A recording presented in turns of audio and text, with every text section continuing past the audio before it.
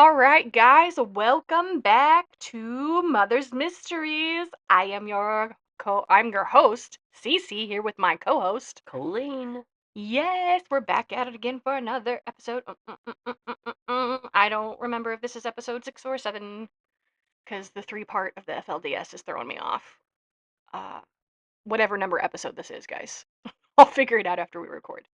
How was your week, Ma? Crappy. I've been sick. I missed work Wednesday and Thursday night. And I should have called off last night.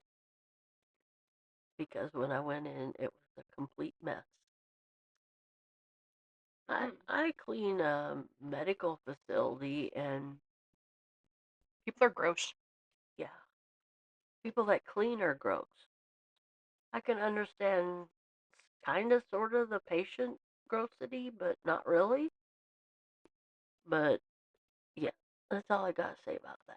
I'm not going to elaborate. I didn't have a horrible week at work.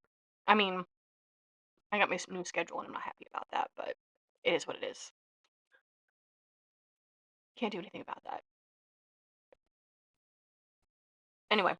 So I'm probably not going to be talking much today because, one, I don't like my voice anyway, and two, I'm nasally and She's gonna be talking. She's gonna learn. She's gonna learn stuff, and she's gonna be like, "What? that's all I'm going to say. What? Wow. No big." I'll do the overview and let Cece take over from there. I didn't have a terrible week. My husband is at home fixing my vehicle right now, so Husband to be. that's my husband. Stop nitpicking. We married. Y'all ain't married. Just because we don't have the paperwork doesn't mean we're not married. It's not in black and white. They ain't married. We're married. That's my husband. I'm married. I don't need paperwork. That's my husband. We're in it for the long haul. We got kids together. We too old. We're in it. I'm telling you guys, I make jokes about I was born in the wrong decade. I need to be born in the 50s, but I am straight up, I should have been born in the 50s. We're so done and over dating and other people that we're just like, we don't, if something ever happens and there's a breakdown, we're just gonna like stay friends and stay together because it's just too much to go date again and find other people and it's a hassle. Dating. So yeah, if something ever happens between us, we're just gonna hate each other and live in the same house and take care of our kids because it's just too much effort to do anything else. I've adopted Carol Burnett's thing. I watched a little short video. Somebody asked her, would you ever marry again? She goes, no, I'm old and set in my ways, and I like to read a book when I want to read a book. I like to go to bed when I want to go to bed, and I like to, make my food when I want to make my food. And she said, a husband would just get in the way. If we got married, he'd have to live in the house next door. I agree. I'm fine. I've had horrible relationships. I'm at that point in my life where if it happens, it happens. Not. And if it don't, I just keep on trucking like I have been the last 17 years by myself. Me and Todd have the Italian divorce. One of us has to die. That's the only way out. Don't be saying that. Natural causes is fine. Not worse than that. She's not talking it into existence. No, I'm not. Nothing's gonna happen to us. We're gonna be together until we're old and gray, and then we'll senile, and then they'll discover each other over again. And we'll fall in love again every day. It'll be like the Notebook for 51st dates. Oh God, yes. 51st dates. Yes, absolutely. I'll have amnesia. He'll have to remind me every day. Yes. By the way, I saw the new Happy Gilmore movie. I give it like an 8 out of 10. It's Adam Sandler at his finest. But like, love Adam Sandler. Hi, Adam, if you're listening, we love ya. Adam Sandler, if you're out in the universe, please listen to Mother's Mystery Podcast. I love you. I will change this entire podcast just to review all of your movies, and I have yet to find one that I don't like. Share with your very good friend Drew Barrymore, because I'm sure she would. Drew would love us. The universe, direct Drew to our podcast because that would be amazing. I love Drew Barrymore. I don't care what anyone says. wow, it's amazing. It's so good to be here. Oh This is my so gosh. amazing, guys. I love Drew Barrymore. Love her. Ugh. Drew Barrymore and Adam Sandler. I know Adam's married and has kids and everything, but like the universe has you two connected for a reason.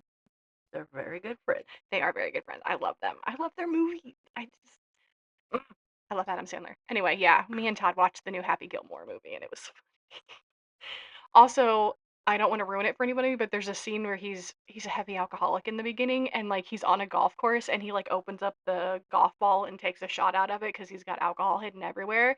And I was like, golf ball flask, like why? That's like one shot. I get on TikTok yesterday and they're selling them and I'm like, I want that. I don't even golf and I want them just to be funny. I just think it would be funny. The movie's good, guys. It's just not. It's kind of like a rehash. It's a good, it's Happy Gilmore. It's funny. Uh, Now, if I watched it, I'd have to go back and watch the first one, then watch the second one again. Haley Joe Osment Oh my gosh. is the bad guy in the movie, which is hilarious to me because he's like what in his 40s and has that beautiful baby face still, and he's suck it, Gilmore. Oh my gosh. That cracked me up because I was just like, what? It's like Bob Barker in the first one being the bad guy and beating kicking his Yeah. ass. Just Haley Joe Osment being like, suck that, Gilmore. It was good. And I recommend it. Go watch it. I'm not going to give it a 10 because I mean, nothing beats the magic that was Happy Gilmore. But go watch it. It's good. It's a little more wholesome, which I feel like that's where Sandler's at now because he's got kids. He's a little bit more wholesome, but it's still the Adam Sandler we know. Love Adam Sandler. Love that he doesn't flaunt his fortune. He gives millions away to charities every year. Hanging out in his Nike shorts and his oversized t-shirts and his Yeah. boots for the last 40 years. Wonder what he'd do if he actually like went somewhere and just like I'm sure he does, like got mobbed. But it's just to me it's amazing that he doesn't like flaunt it and doesn't roll up in a Rolls Royce or a 50-foot limo or I it just I love that one award show that he didn't think he was going to win and he did. He's like, my kids wrote my award speech, and he's like, and my wife made me put on a suit for this, and like, it was just funny. It's good. He's good. I like him. So yes, movie recommendation: go watch Happy Gilmore 2. It is worth it. It's funny. on Netflix. It is on Sponsor us Netflix right now. Netflix. Yeah, sponsor us Netflix. I watch a lot of you. A lot of you. Put the new season of Call the Midwife on. I want to watch it. I don't have a BBC account. It's really hard to get in the United States. Put the next season of Call the Midwife on. Anyway, ugh. On another side note, I'm watching Sex and the City and Just Like That, and I have to say, I hate Aiden Shaw. I didn't like him in Sex and the City, the original. I, I mean, Carrie was awful to him and cheated on him, but like, he was awful too. And now the second time around, I'm like, hey, Carrie is too old for this shit. Stop it. Grow a pair and just do your thing and drop his ass and do better. You're never gonna find a love like Big, and I'm not saying that love was great because they were both toxic to each other, but they ended up in the end, and I feel like when they finally got married, they had a good life. It's a TV show, Courtney. What am I talking about? It's a fucking TV show. Anyway, Okay, let's start talking about something that's realistic. we digress. Okay, I'm done. Big time. I'm too invested in a TV show I've been watching for the last 30 years. Anyway, this week on Mother's Mysteries, we are talking about the incomparable, the sparkling, the vivacious, I'm trying to think of other words. The sex symbol of the 30s, Mae West. I love this, guys. I talked about it last week that I am an old movie lover. I absolutely love Mae West. And then after I saw her movies and I was old enough to do some digging, I realized she was a boss bitch in the 30s. Yes, ma'am. She was calling the shots, making her money, and had no regrets about it, and I love that.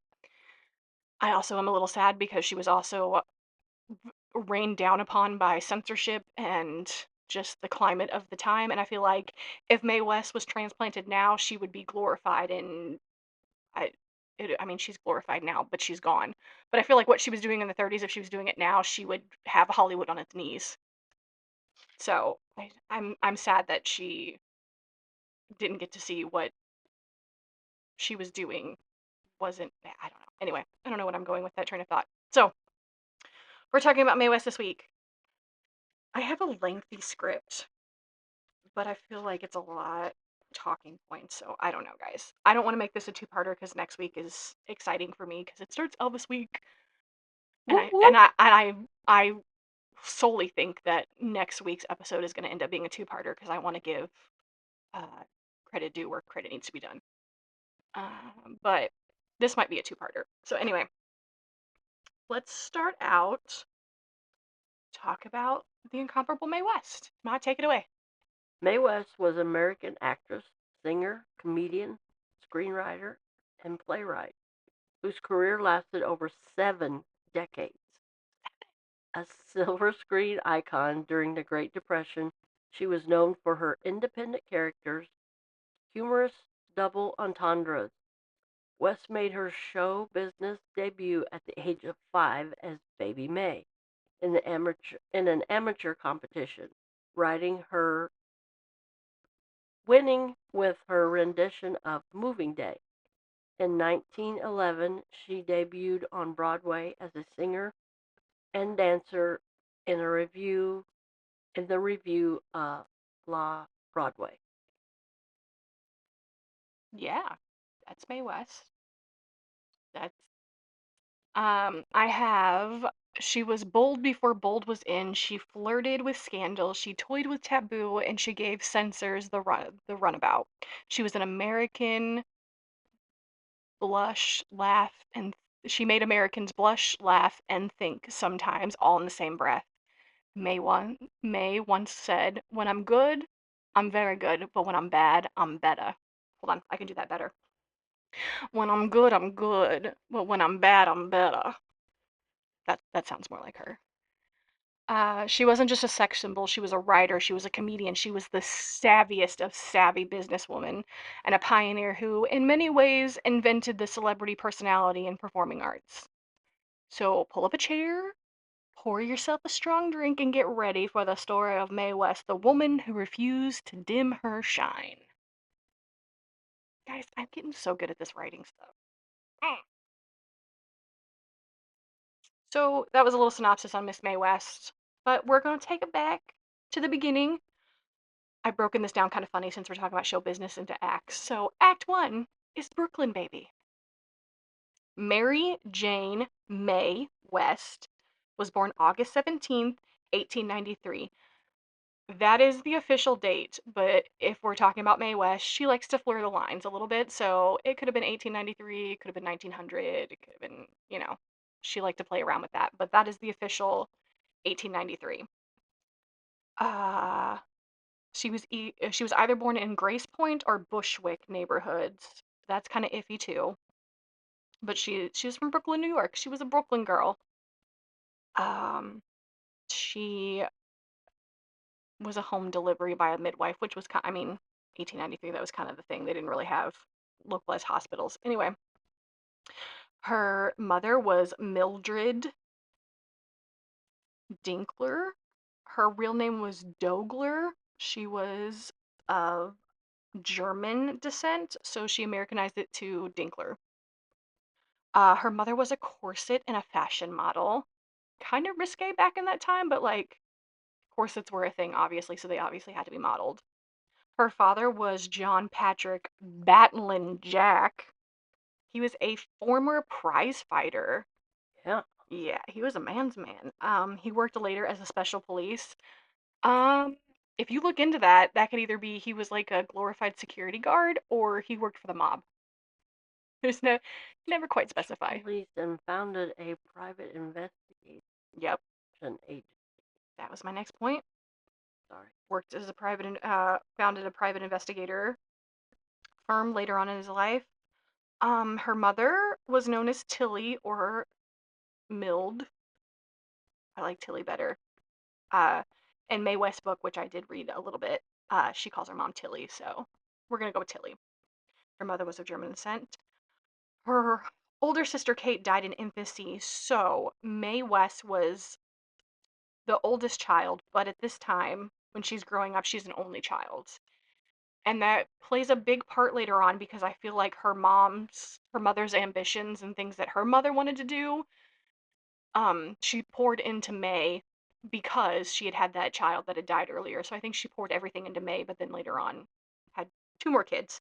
She had younger siblings, Mildred Kathleen Beverly is what they called her. And then she had a brother, John Edward. They call him John Edward Jr., but as we can tell, her dad's name is John Patrick, so he's not a junior.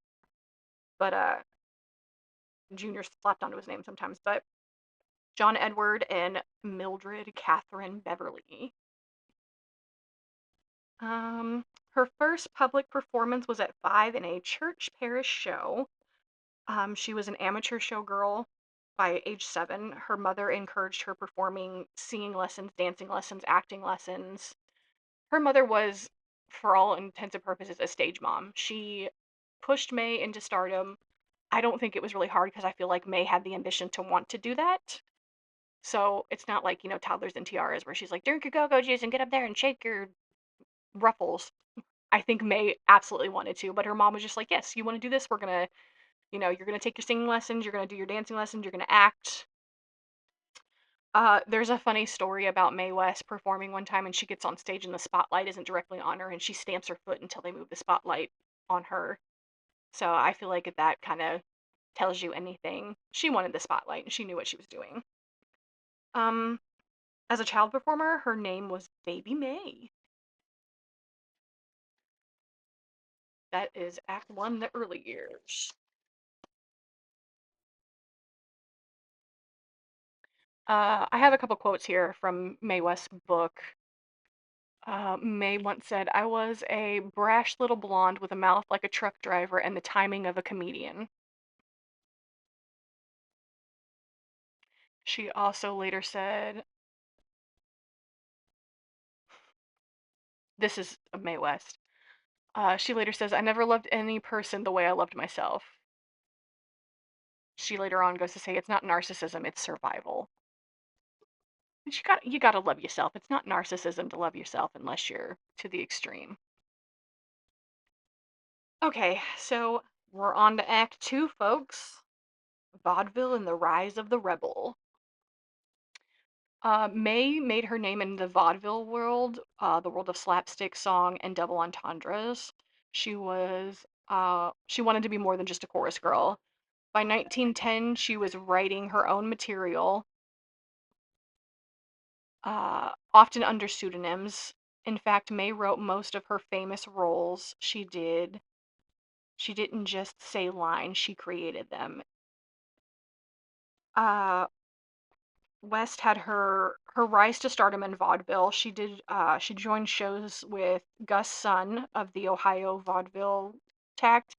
That doesn't make sense to us now, but if anybody does any historical followings of like stardom in vaudeville, Gus Sun was a lot of people came out of Gus Sun's shows. She credits her mother as her biggest supporter. If you guys ever read her book, Goodness Had Nothing to Do with It, I think is the name of it. I don't know. I don't have my Kindle on me or I pull it up. I think it's Mae West. Goodness Had Nothing to Do with It.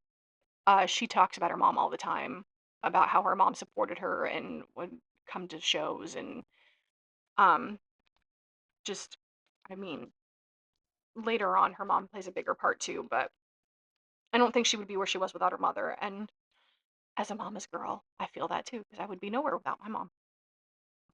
In 1918, she breaks out in the Sherbert Brothers revival of Sometimes. West uh, West shared this opportunity with Ed Wynn.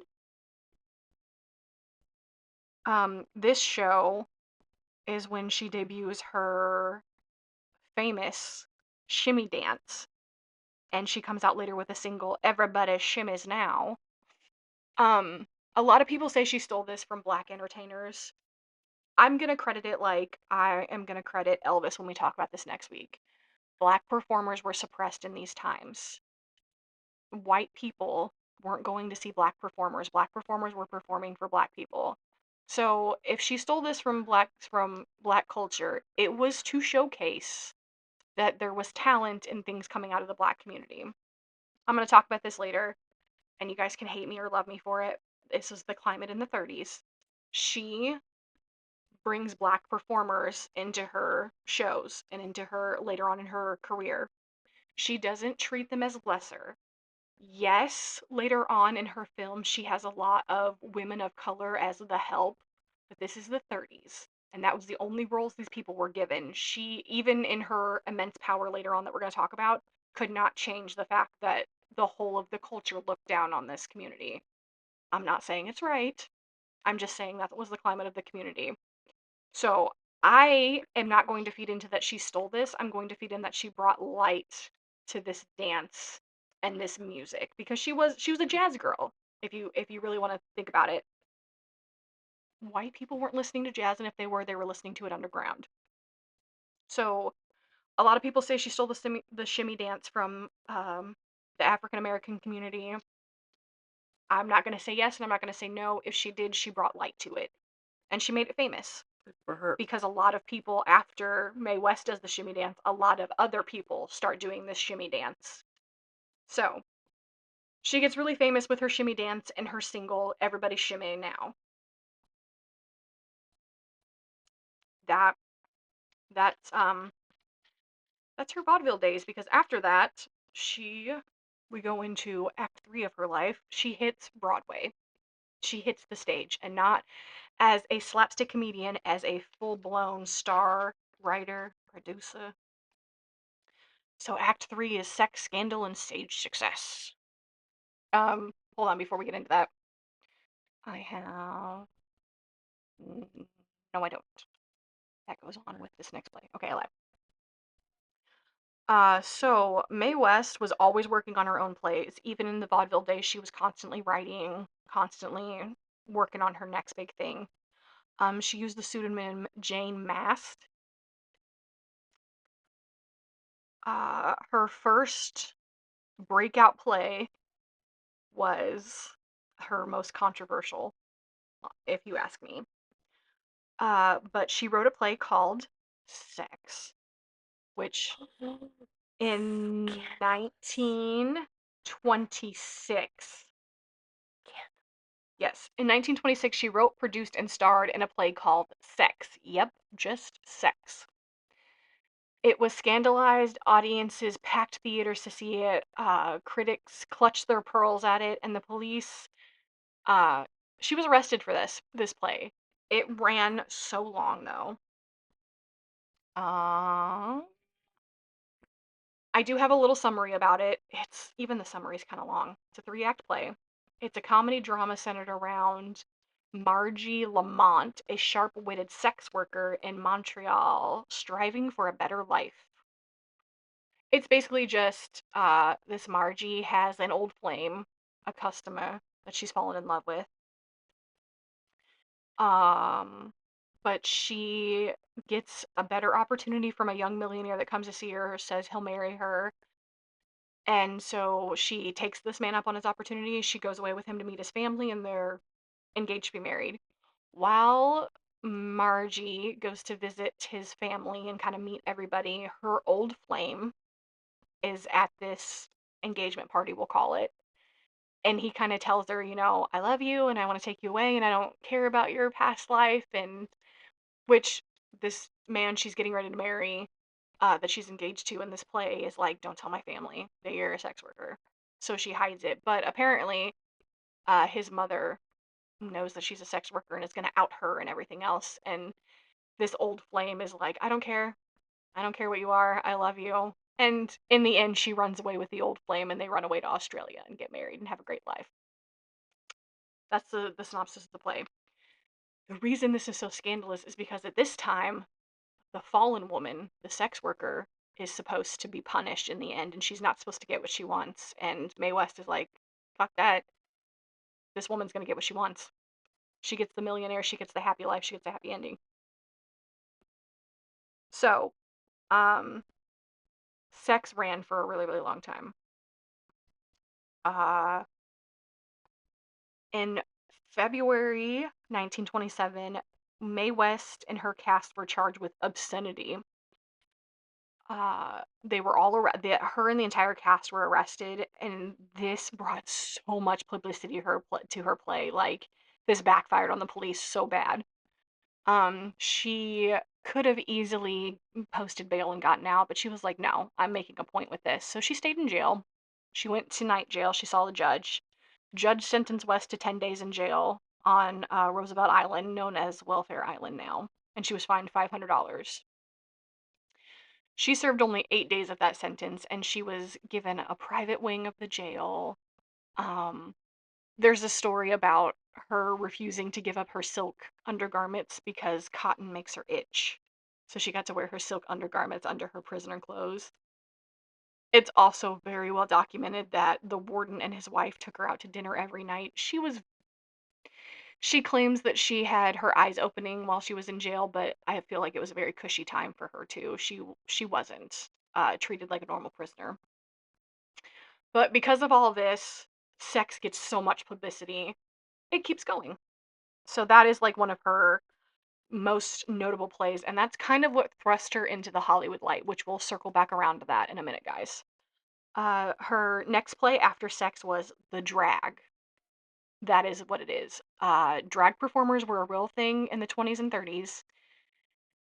People can fight all they want about that. It has been a thing. Um, it details life of homosexuality, and West called it a comedy drama of real life. I can't find anything about the drag except that there is one scene where they're in a bar and she went out into the public and got real drag performers. So men dressed like women, women dressed like men as her actors. So it was a real drag show. Anyway, 1920s drag show. I feel like that would have been fun. But anyway, West tried out the drag in Connecticut and New Jersey between it got good reviews, but when it came to bringing it to New York, there's a lot of people. Um, the city's fathers begged me not to bring my show to New York because they were not equipped to handle the commotion it would cause. That's a quote from Mae West about it. So, and in fact, did come to New York, and it went great. She had support from women's liberation movements, but she was not the burn your bra type of feminist, is what she quotes later on. For her in the 20s. Yeah, she expresses the modern belief that gay men were women's souls in male bodies. She was a gay activist back in the 20s, I feel like, which kudos to her. Breaking the mold in the 20s. She wasn't a typical woman. Oh, here it is. 1959, her autobiography. Goodness had nothing to do with it. I was right. She writes, I have always hated the two-faced and the smooth over folks. The people who preach loudly one way of life and then do something in private that they're against in public. In many ways, homosexuality is a danger to the entire society system of Western civilization. That's taken out of context because I know this quote. Later on, she goes to say that um, she says it that way because she says it would bring down civilization to find out that these men who bark against it are actually gay themselves. Which I'm not going to get too political on here, but go Mae West. All right. Between the years of 1920 and the early 30s, Mae West wrote The Wicked Age, The Pleasure Man, The Constant Sinner, and Diamond Lil. Diamond Lil later goes on to Hollywood. I feel like The Constant Sinner too. Maybe. Anyway. All right, guys, we're in the 30s now. So, Act 4, Hollywood Comes a Calling.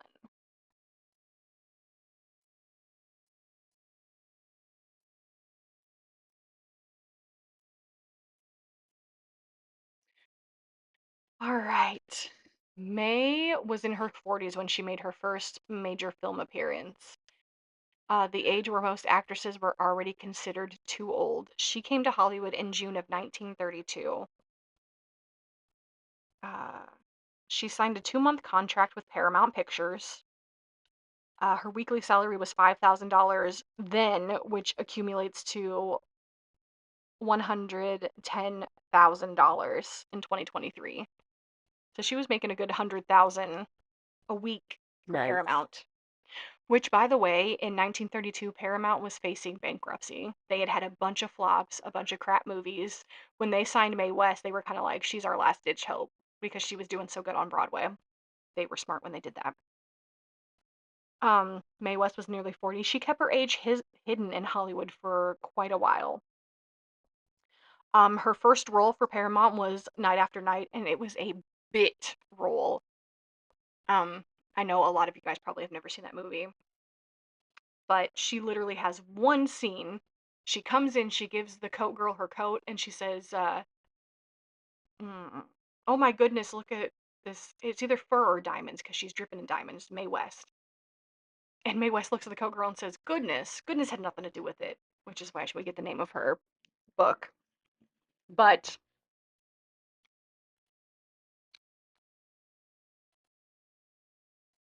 uh, the director of that movie, Mr. Raff, why can't I find his first name? Oh, here we go. I have the line. Night after night, when the hat check girl exclaims, "Goodness, what beautiful diamonds!" and Mae West replies, "Goodness, goodness had nothing to do with it, darling." Reflected her overall result of her. She rewrote that scene. Raph, the director, reportedly said she stole everything but the cameras. And she did in that one little scene. She steals everything. She later on goes, there's a dinner scene where she sits down and she's just it's funny, guy. Go watch Night After Night if you can find it. It's a black and white. It takes a special person to watch it, but it's worth it. She sits down and she's just throwing champagne everywhere. Oh, Frank, oh, Nick, just it's hilarious for her little bit part. She is so funny. But after night, they see her potential. So to she goes on to do a movie called She Done Him Wrong in 1933. This is an adaptation of her play Diamond Lil. They changed the name to Lady Lou on screen. This is the film that makes Cary Grant's career. Young Cary Grant, by the way. Cary Grant was a bit player for Paramount. He was a contract player, so he had a contract with them, but he wasn't in anything substantial. They kind of, I mean, I don't know how to put this. Cary Grant wasn't Cary Grant in the beginning, put it that way. He wasn't the strong leading man that he would turn out to be. He was very shy. If you've ever seen She Done Him Wrong, it's a very, like, you wouldn't think it's Cary Grant at first because it's just not what you picture when you think of Cary Grant. But there's a story where Mae West says she's on Paramount because movie studios were like little communities, so everybody kind of hung out there, even if you were just bit players. So they're sitting having lunch one day, and Cary Grant's walking, and Mae West at this point is in her contract. This is when she becomes boss bitch because she's like, I want final writing privileges, I want costume budgets, I want to produce, I want to direct, I want everything. I want to be able to pick my leading man. And Paramount is in such a crosshair that they're like, okay. And they give it to her. They're like, oh, just do it. So she gets to rewrite her own scripts, which we'll talk about that in a minute because there's some controversy with that. She gets she gets producing credits, she gets directing credits, she gets to pick her own costumes, she gets to pick her own leading man. So she's having lunch one day. Cary Grant's walking around the studio and she says, "That man over there, I want him." And the studio direct that she's having lunch with is like, "Oh no, he's a bit player. He's not very good." She's like, "Can he sing or can he talk? Can he read? I want him." If he can talk, I'll take it. Yeah. So she gets Cary Grant, and honestly, I couldn't picture the movie any other way because he's not the strong Cary Grant that he is later on. But I think it works out because nobody can outshine Mae West, and he doesn't. He's a good side character. He's a good leading man, but she is the star of the show. So I love She Done Him Wrong. Such a good movie.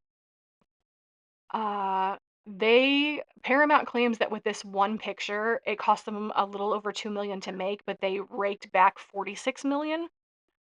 Paramount was able to be saved from bankruptcy after this one film. Mae West explodes for Paramount.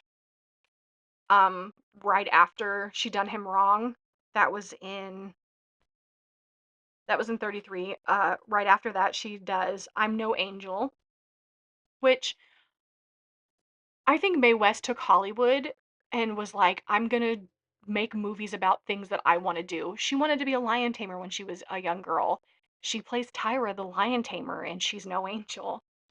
I think she just wrote that to live out a dream. And if you, I mean, again, if you see these movies, she's sticking her head in a lion's mouth and she's whipping the lion.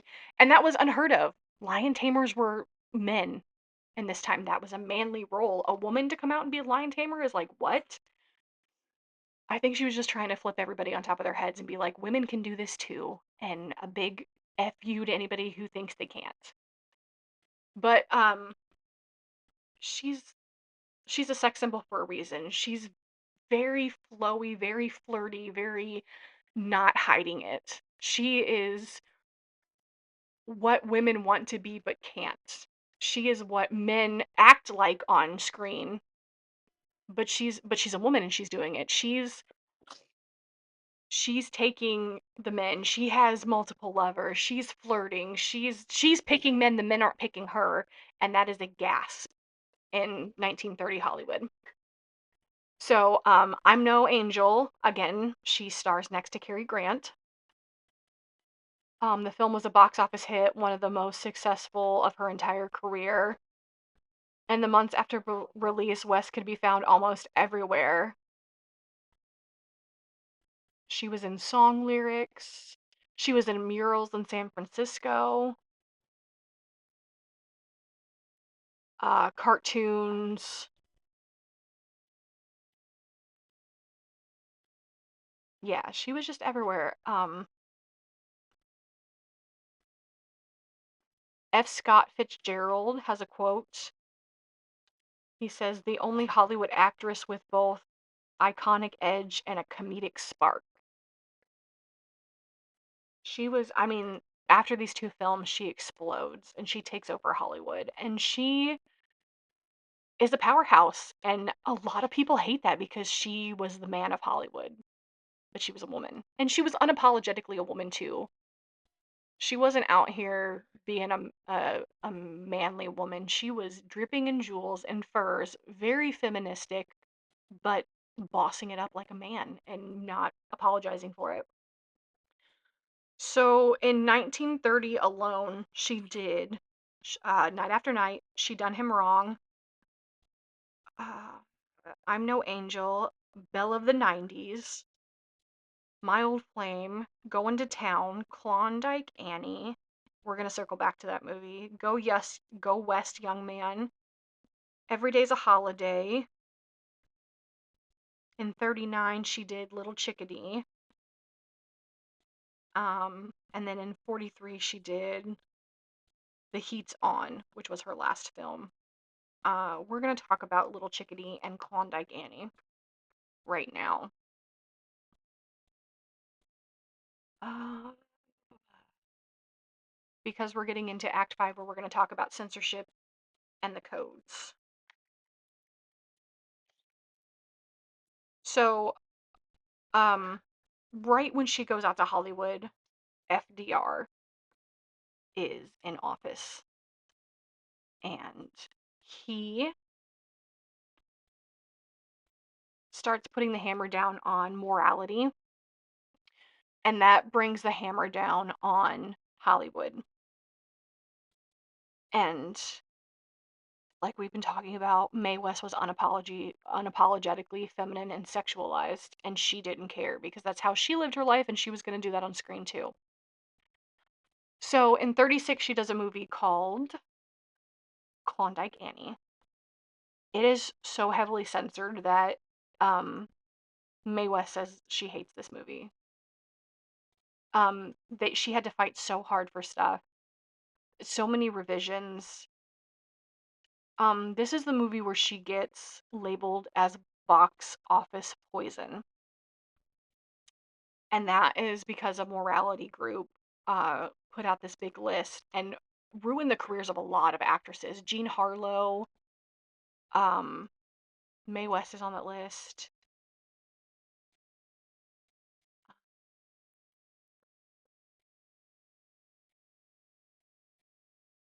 Yeah, this movie, they just, yeah, the box office poison kind of ruined her career after this. Um, so this is when she starts fighting back. It's not really working. The censorships have so much control in Hollywood. She's being forced to make movies that she doesn't like. Um, oh no, the Klondike Annie is when the censorships come down on her. Every Day is a Holiday is when she gets introduced as box office poison list, published by Independent Theater Owner Association.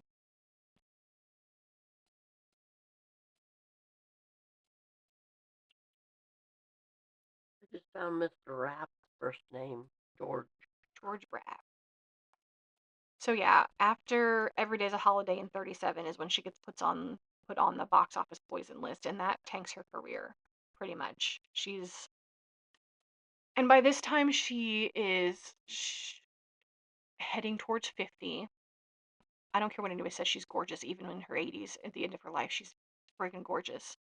But um either you're going to retire or you're going to start slipping into roles that are more age appropriate. Mae West was never going to slip into playing someone's grandma ever. Like this curvy, dripping in diamonds, sexually charged woman was never going to be someone's grandma, especially not in the 30s and 40s. Nowadays, totally, she could come on with dripping in diamonds and she could play my grandma and it would be believable because, yes. Um, but not in the 30s. That would have never flown. So, Universal Studios picks her up because Paramount, obviously, with the box office poison, has been like, we're done. So Universal Studios picks her up and she does a film called Little Chickadee with W.C. Fields. We talked about him last week. He's another vaudeville slapstick guy, and he's at the end of his career on this too because W.C. Fields was a raging alcoholic and he was known to be very hard to work with because he was always drunk and he was holding up production. And yes, he was very, very funny, but he was a horrible alcoholic. But Mae West, being the woman she is, went to Universal Studios and still didn't give up any of her power. She had it written in her contract that if Fields was drunk on set that she could fire him and like fine him for holding up the production. So Fields kind of credits her with his sobriety because he had to sober up to do this film.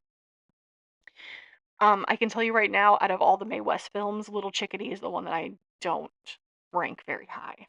It's kind of, I mean, like she's 50 and I don't want to say it's played out because I love Mae West and I love her persona, but it's also like how many times can you play the fallen woman who gets picked up by a rich man, like, and I don't want to say it was old, but I feel like she could have done so much more, and Universal Studios was like, yes, we want to keep your shtick, but we want you to fall in. I don't think she falls in love with W.C. Fields, but she plays a missionary, by the way, in this movie.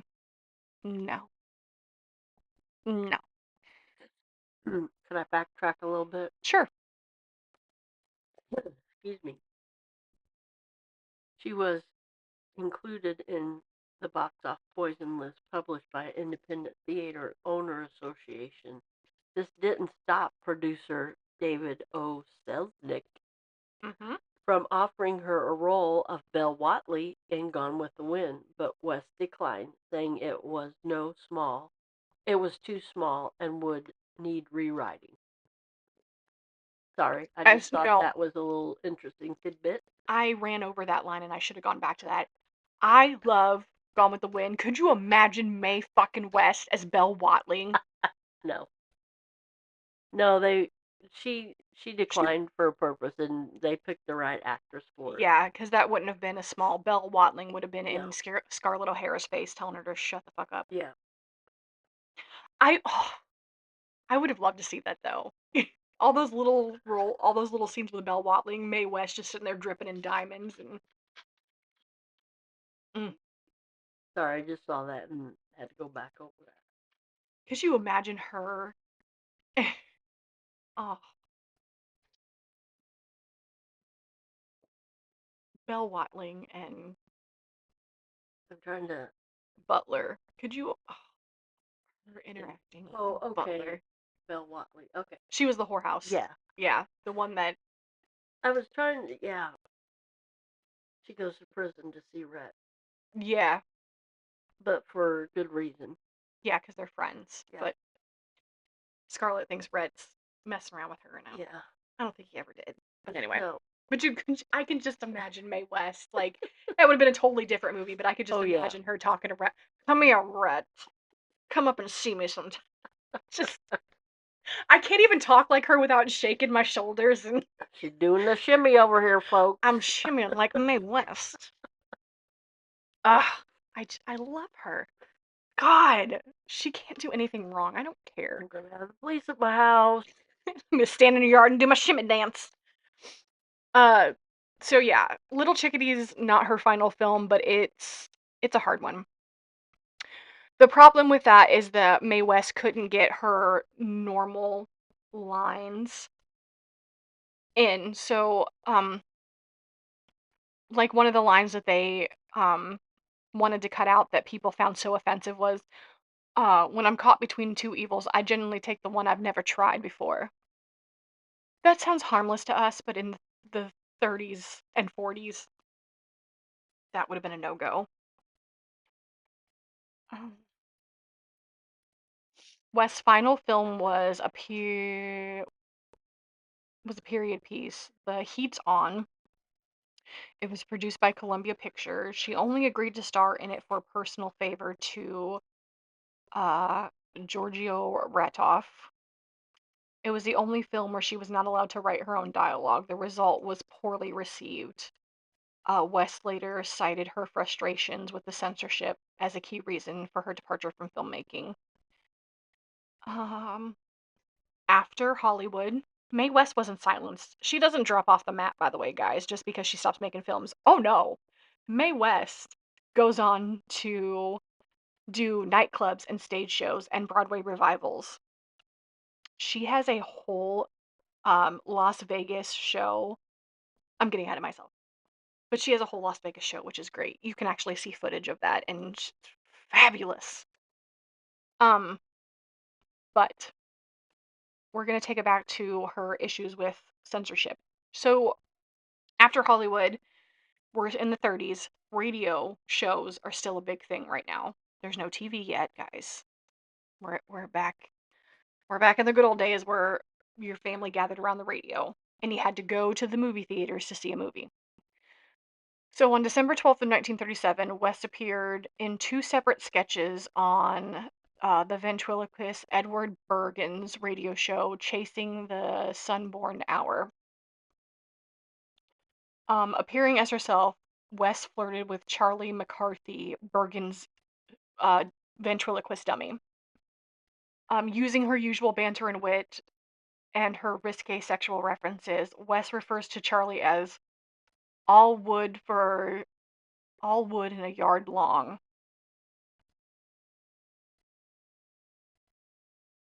She later goes on to comment, Charlie, I remember our last date. I still have the splinters to prove it. West was on the verge of being banned from radio. Another controversial skit aired at the same night on NBC with Arch Oblin, and featured Don Arbiter and West as Adam and Eve in the Garden of Eden. She tells Arbitrat, get me a big one. I'm feeling like doing a big apple. Uh, There's also, I've heard this where she's talking to Adam and he's like she wants to leave the Garden of Eden. She's bored and Adam's like, "What? What do you why do you want to leave this beautiful place or something like that? Don't you love me?" And she's like, "If love makes your heart beat and your blood boil and, it's nothing obscene to our standards nowadays, but in the 30s it was she wanted some good sex." Anyway, that's the moral of what she's getting at. But the censors shut her down and the show never airs. And she is banned from NBC radio after that for just being too obscene on a family show. Um,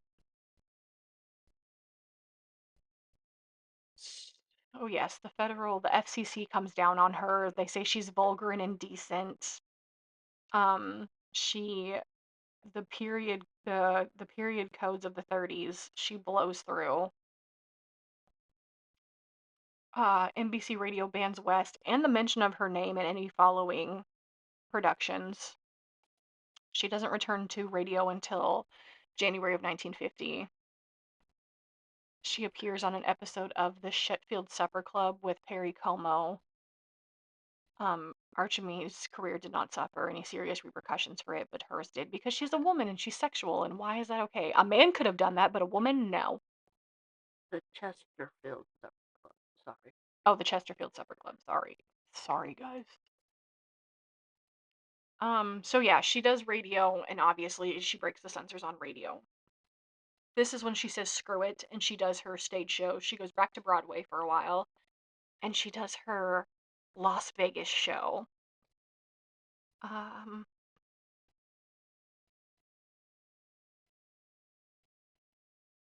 Her first notable performance and her title role is Catherine Was Great of 1944. It was on Broadway. It's loosely based on Catherine the Great's life, but it was mostly based around her Catherine Great's supposed sexual appetite. If that tells you anything about the play. It does very good though. It does 191 performances before going on tour. I mean, that's a pretty good run for a Broadway show. West revived her 1928 play Diamond Lil in 1949, returned to Broadway reviews. She does a lot of plays for a while.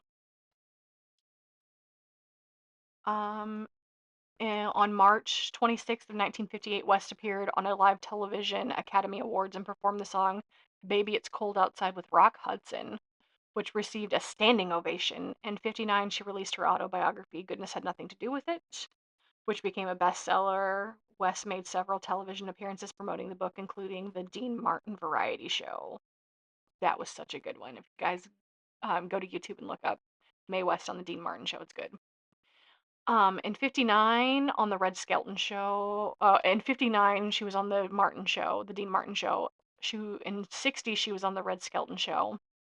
She also recorded a lengthy interview for Person to Person with Charlie Cullenwood in '59, which was ultimately not broadcast. CBS exclusively uh, reporter felt viewers were not prepared to see nude marble statues and appeared in West's segment. You can find this. It's on YouTube because I've seen it. It's like she's taking you around her Hollywood apartment, and it's Mae West, so of course she's got nude statues and stuff everywhere. They also ask her a question about the mirror on the ceiling above her bed, and she's like, "Oh, well, I like to see myself when I'm performing." And, she's Mae West.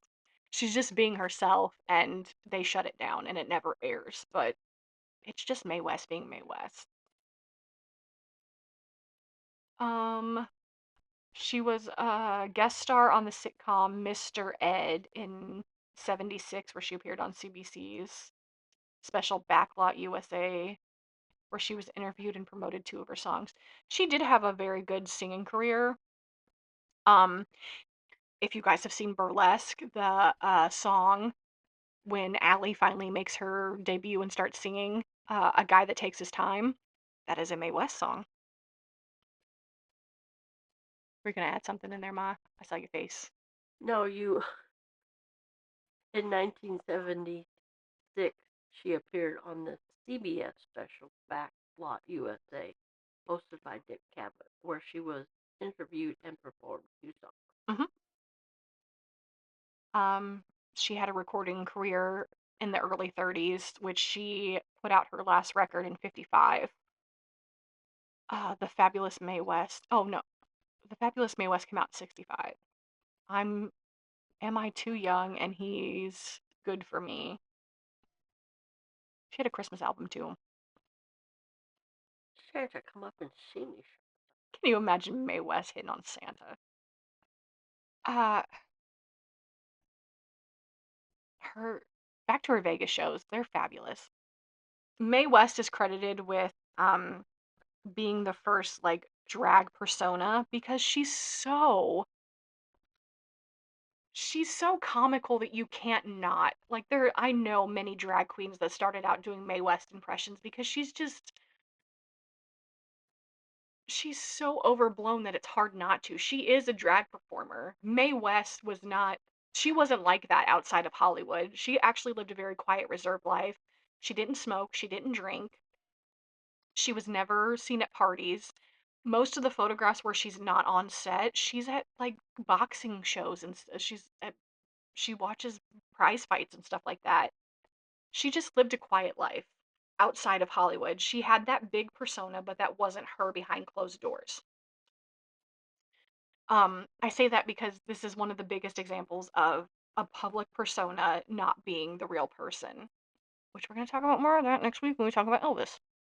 But anyway, uh, she lived a very quiet life, but um, her later years were just her Vegas shows and stuff. I don't want to say she lived a quiet life because she was still being Mae West, but the last film she ever did came out in 1976, and it was called Sextuplet. And it's horrible because she's in her 80s playing a 20-something-year-old woman on like her fifth marriage. And this movie is so bad, guys. Go watch it. I love it because it's Mae West, and it's even in her 80s and in her final years, she's gonna be Mae West. But um, it's funny. It was a star-studded cast, by the way. George Raft, Tony Curtis, Timothy Dalton, Ringo Starr was in it. Alice Cooper was in it, played her butler. I was just, She's being fed her lines in an earpiece. yes, she was. They said it was really rough, and you can kind of see that when you watch the movie. It's not her greatest performance, but I feel like it is because it's her final performance. Um, A little tidbit. I was listening to a podcast before this, and Ringo Starr said she took them all out for dinner, and she arrived at the restaurant an hour before so the lighting would be on her when she entered the restaurant. she made the restaurant switch their lighting so Yeah. she looked good. And It's just he said that wasn't the first time that she did this to numerous restaurants. It was a habit of her. Mae West till the end. Just Yep. no fucks given. I love it. Edith Head did the costumes for this one, who also worked with her on She Done Him Wrong. Guys, her costumes throughout her career are fucking fabulous. Um, okay. I'm gonna backtrack a lot because I'm gonna talk about her personal life because her personal life is just as messy. Mae West was married on April 11th, 1911 in Milwaukee, Wisconsin to Frank, you know his last name, I can't say it. What is it? That, Sakis? yeah, exactly. Frank Zakis. His stage name, he was a vaudeville actor with her. His stage name was Frank Wallace. He was a fellow vaudevillian whom she'd met in 1909. They kept the marriage secret. A filing clerk discovered the certificate in 1935 and alerted the press. This was a whole thing too, because Mae West was portraying these women who they were fallen women and they should have been married, but she was fighting it only to find out that she was married. The marriage didn't last long. It didn't get past the honeymoon phase. They fell out of love very quickly. They never divorced. Mae West isn't formally divorced until May 7th, 1943. So she's married from 1911 to 1943. But she has boyfriends and lovers. She has a string of men that she's attached to in those years. But her ex-husband, I'm just gonna call him Frank Wallace. That was his stage name. Yeah. Frank also was married and divorced in that time, which again wasn't legally married because he was still married to Mae West. There's a whole thing about that too, where Mae West, his career is dimming. Mae West is doing good out in Hollywood. He tries to sue her and get money out of her, and it comes out that he had married and tried to divorce and everything else, and the judge is like, no, you obviously abandoned this woman just as much as she abandoned you. She owes you nothing. So anyway, Good for that judge. she's linked to Hmm. Genio Diaro in 1913. This one is heartbreaking, guys. She's with this man. She's madly in love with him. Um, contraception is very primitive then, and she ends up pregnant with this man. Oh my. And there's a famous thing where she wires her mom and she says, Ladies Magazine is 2 months late. What should I do? And her mom wires back and says, cancel it. So Mae West goes and gets this back alley abortion and almost dies. They botch it. She is terribly sick. This leaves her barren for the rest of her life. This is why she never had children. I couldn't see her having children anyway, but this ruins the relationship with this man, and he doesn't want to see her ever again. But Mae West bounced back, and in 1916 she begins a relationship with James Timothy. He's an attorney and her manager. But by the mid 30s, they were no longer a couple, but they remained close until his death. He manages her for many, many years after that, so it ended amicably. She was also romantically linked to Owen Madden, the owner of the Cotton Club. West remained close to her family throughout her entire life. This is another thing. Her mother dies before she makes it to Hollywood. If her mother had lived 5 more years, she would have seen Mae West's first movie. This ruins Mae West because, like I said, she prominently says her mother was her greatest companion. I, you can tell it has an impact on her life. I could only imagine. Um, but she also chooses to take care of her family. She moves her brother and her sister and her father out to Hollywood. Her father is like her own security guard, him and some buddies. Her brother and sister are kind of fuck ups and they don't do anything notable in their life, but Wes takes care of them. She makes sure they have homes and they're financially secure for the remainder of her life. So kudos to her because I have a fuck up sister and I don't think I could do that. But no, my sister's not. None of my sisters are fuck ups. But anyway, um, in her 60s, West became romantically involved with Chester Reikovitz. He was a former Mr. California. He was a member of her Las Vegas stage show. Her Las Vegas stage show included her being carried out on this platform by big, oiled up muscle men bodybuilders. This is a theme. Her dad was a prize boxer. She liked boxing. She liked muscle men. Good for her, girl. I like some muscle too. I ain't judging. So Chester is he's Mr. California. He was part of her Vegas show. He carried her out. He later changed his name to Paul Novak. He is, Ah, yeah, that rings a bell now. yeah. Um, so I'm just gonna call him Paul. Paul Novak. He was her companion for the last 30 years of her life. He was with her when she died, which I love that she found love in her 60s. Good for her. He was very much younger than her, obviously. He was a bodybuilder. He was, I believe, late 20s, early 30s. So, well, he was born in 23 and he died in 1999. So, yes, he was quite a bit younger than Mae West. But kudos to her. Novak, Novak is once quoted saying, I believe I was put on this earth to take care of Mae West. And he did. He was her bodyguard. He took care of her in her final years. Um, They were partners for 25 years. yeah, it was, I don't know. Some of the videos you see of them, it's beautiful.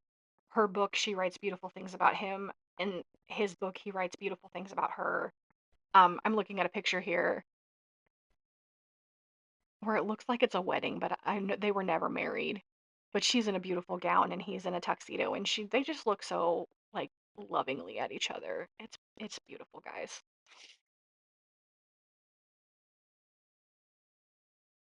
Um, West would sometimes refer to herself in third person and speaking about Mae West. I feel like that's the character part.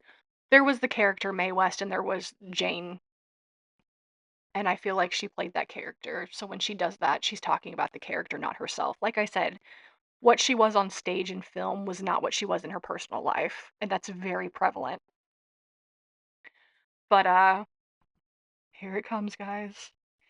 In August 1980, West tripped while getting out of bed. After the fall, she was unable to speak and was taken to Good Samaritan Hospital in Los Angeles. The test results revealed that she had suffered a stroke. She died 3 months later on November 22nd at the age of 87. Uh, A private service was held 3 days later at the church, Forest Lawn Memorial Park. Her friend Bishop Andre Bradshaw officiated. She was put in her family mausoleum at Cypress Hill Cemetery in Brooklyn, which was purchased in the 1930s when her mother died. Her father and brother were also to be entombed there, and her younger sister Beverly was laid to rest in the last of the 5 crypts less than 18 months later. Yeah, it's sad. She had a beautiful career, though, guys. Yes, she did end up dying, but her pop culture impact just her last movie. Can we go back to that for just a minute? sextuplet. Yeah. Sure. George Rapp, Tony Curtis, Timothy Dalton, Timothy Dalton plays the husband she marries, by the way, and it's a young Timothy Dalton. Walter Pidgeon, Ringo Starr, Alice Cooper, Dom DeLuise, Yeah. Oh, Rana Barrett. Barrett. Just name a few. I know Courtney named some of those, but it's hilarious. The along thing, with several of West's former Las Vegas performers such as Reg Lewis, and he's another muscle man, yeah. bodybuilder, and actor. Sorry, just wanted to put that I little think Tony tidbit in Curtis there. plays like a gangster husband, like he faked his own death, so that's why she thought she could get away with it. The whole premise of the film is that like all of her ex-husbands come back and she's telling her new husband, this is ex-husband number 1 and this is Uh-huh. ex-husband number 2, and Tony Curtis, if I'm correct, is the gangster one that like fakes his death so she thinks she's out of that. She's a widow. And then he comes back and he's like, "Oh, well, we're going to find out if we're still married, babe," or whatever. And she's like, "Oh, it's in the past, darling." It's just hilarious. Like she's a newlywed. They're trying to have their honeymoon night and all of her ex-husbands are coming in and it ruins everything. They finally get their time together. Ugh. But Funny she's stuff. it's just funny. Like, she's her new husband's there. They're trying to have private time and she's like, "This is ex-husband number 1 and this is ex-husband number 2 and this is ex-husband number 3." And there's a whole Olympic team. There's a whole scene where she goes into a gym and the Olympic team is down there practicing and she's like, "Oh, I've done that before in the bedroom." Like, and she's in her 80s, guy. It's just some people criticize it as like her old bit, but like she was never gonna not be Mae West. So even in her 80s, was she gonna sashay out there and sway her hips and "Oh, I've done that before, boys. Look at you, aren't you a big boy?" The podcast, they were it was really uh Ringo Starr. It seemed like he was like they were the one interviewing and stuff. He goes, "It's just Mae West. It was funny that she was feed their line.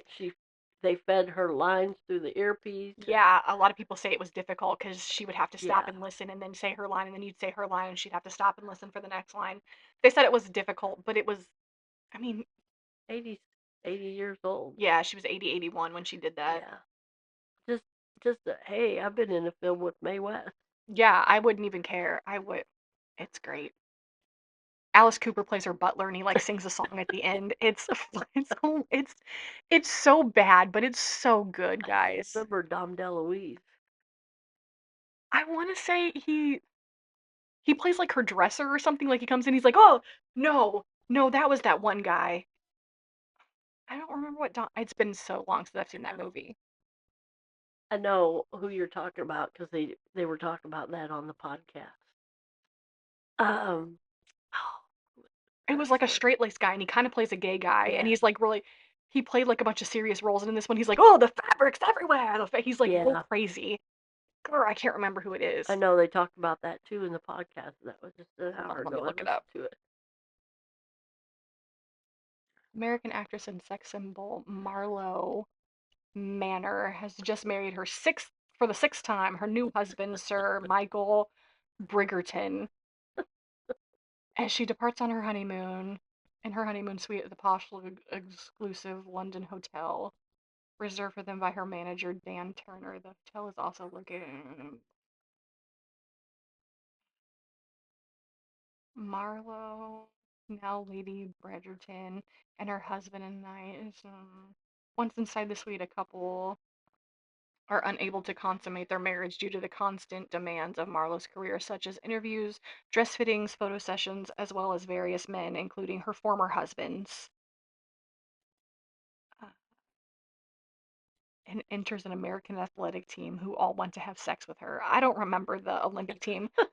I just remember her like walking. It was so random too because it didn't fit, but she just walks into the gym and they're all working out, and she's like, "Oh my goodness!"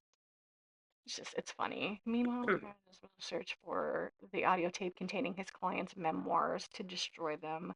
Marla has recorded exclusive details about her affairs and scandals, a lot of dirt about her husbands and ex-lovers. That was based on a script she had written in 1959. Yeah, That movie thing. here's the cast. Mae West is Marlo Manor's Lady Bargerton. Timothy Dalton is Sir Michael Bargerton. Dom DeLuise is Dan Turner. That's her manager, right? Yeah, Turner desperately searched for the audio tapes of his clients. Okay, so Dom DeLuise plays her manager. Um, Tony Curtis plays Alexei Arvik. He's the gangster. I remember that. Ringo Starr plays Lesto Carlo. That's one of her husbands. Uh, George Hamilton plays Vice Norton. Alice Cooper is a waiter. Sorry, he wasn't her butler. He's a waiter. Van McCoy, a delegate. Keith Moon plays the dress yes, designer. Keith Moon. yes. That's who it was. Oh, he's so crazy, guys. If you ever just want a good laugh, I'm not going to say it's a great movie, but if you ever want a good laugh, find this movie. It's well worth your time. It is horrible, but it's so good. We're about to wrap things up. Yes, we are. I'm at the end. I don't have a whole lot. I just wanted to say that West was awarded a star on the Hollywood Walk of Fame at 1560 Vine Street for her work in film and was later inducted into the American Film Hall of Fame for her contributions to stage performance. I have her legacy to talk about for just a second, and then I'm gonna wrap it up. So Mae West passed away in 1980 at the age of 87, but her legacy lives everywhere. She was a queer icon before the term ever existed. Her wit influenced generations of comedians. Many people to credit their careers from her. Madonna, Lady Gaga, RuPaul all owe winks to her strut. Even the Mae West inflatable life vest used in World War II got its nickname because of, well, it was busty. She was. There was the Canadian Air Force made life vest named after her. It was the Mae West vest. Mae West was a master of branding before it was ever a thing. She turned herself into a myth and in turn turned herself into a legend. She sold that myth to the world one innuendo at a time. She, like I said, if you had transplanted her to now, we would be, I mean, we are praising her now, but her career would have outstretched everything. If she would have done that, even in the early 90s, she would have been praised for that. Even at the end of her career in her 70s, we were starting to get that sexual liberation stuff. If her career had started in the 70s and she had been younger, there wouldn't even be any talk about her breaking barriers. she would have been praised for what she was doing, but because she did it in the 1930s, she was so hated upon, and the censorship and the blacklisting, and her career didn't have to end with her Vegas shows, which her Vegas shows are great, by the way, but I feel like if you had transplanted her to now, we would be celebrating her, and she'd be a queer icon, and we wouldn't be talking about her like we are. She wouldn't be busting down barriers. She would be cementing things. But anyway, all right, I'm gonna wrap it up, guys. Mae West once said, "Too much of a good thing can be wonderful." She was more than a sex symbol. She was a writer. She was a provocateur. She was an early advocate for sexual freedom and the LGBTQ plus rights, even if she never used those terms. In a world that tried to shame women into silence, she turned her voice into a megaphone. She was loud, she was smart, she was funny, and she never apologized for it. So next time someone tells you you're being too much, remember Mae West. Be too much, be bold, be unforgettable. Amen. I I have always said I wanted to be a bad bitch like Mae West. I just want to be unapologetic and live my life. And I feel like I've done that. I'm pretty unapologetic for my views. This is why you're listening to my podcast now, because I want to share them with everyone, because I don't care. I'm allowed to have my opinions. If you don't like them, don't listen. You don't have to share them. That's fine. We don't have to see eye to eye. It's the world, but you're not gonna get me to shut up. Anyway, so that is our Mae West. I would love to dig deeper. I have so much to talk about, guys. Again, this an hour is never enough, and I know we're over an hour right now, but I could go on for days about what I talk about. But anyway, oh, thank you guys for listening. Thank you.